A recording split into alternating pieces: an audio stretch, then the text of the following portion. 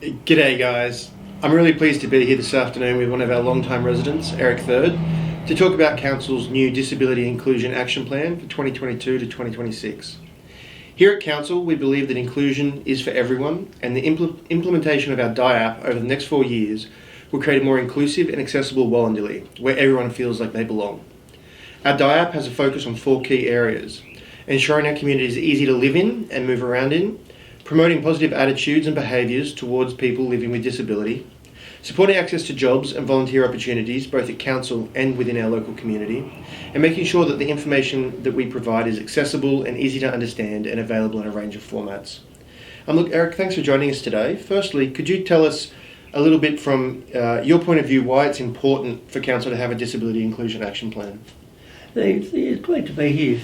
As you say, I've been a long-term resident of the community. I've been here my whole life and been in a wheelchair now for about 20 years. I think the main importance for the council to have a disability action plan is that it can be more people in the community can then as a whole engage with council on an inclusive level, so that no matter where they come from in the community, whether they're elderly or have minor disabilities, living with disabilities, stuff like that, they can approach council. And council are more open and aware of their situation, their needs, and whatever it is that they need for council to work on, then council can engage with them and talk to them. They're actually more understanding towards their whatever it is they happen to need at the time. Yeah, fantastic. What are some of the changes, I guess, you've already seen happen over the years? I've seen a lot of changes, mostly in attitude. It's the biggest one I've seen.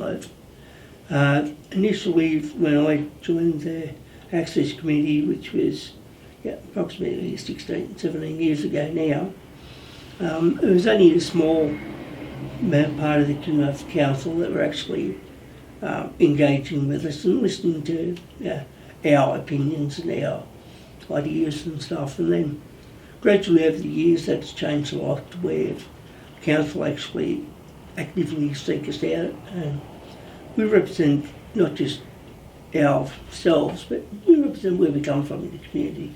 I've been an advocate for about the same time, about 17 years now, of different levels within the community, both local, state and federal.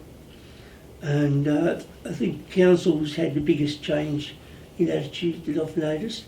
There's been a few ways of seeing that in physical aspects. The biggest one's probably the Main Street for Tamil. When I first had my accident where I became quadriplegic and I was in a wheelchair, the Main Street to Tamil just wasn't accessible. And council really listened to me and went down with the engineers, and we had a look over it all and pointed out all the parts that could be fixed up, and they did a wonderful job of doing that. And now it's really good. It's been fixed up for a long time. It had minor changes along the way. And the thing we most look forward to at the moment, which I think is going to help the community as a whole a lot more, is upgrades to the bathroom facilities down at the Botanical Gardens. At the moment they're just not adequate. Most people just unable to use them successfully. Fantastic. Look, thanks for joining us today, Eric. That's fantastic. My pleasure. Look, it is really important that as a community, we all work together to help create an accessible and inclusive community here in Wallandilly. To find out more about our Disability Inclusion Action Plan, you can call Council or jump onto our website and download the document. Thanks for joining us again, Eric, and have a great day, guys.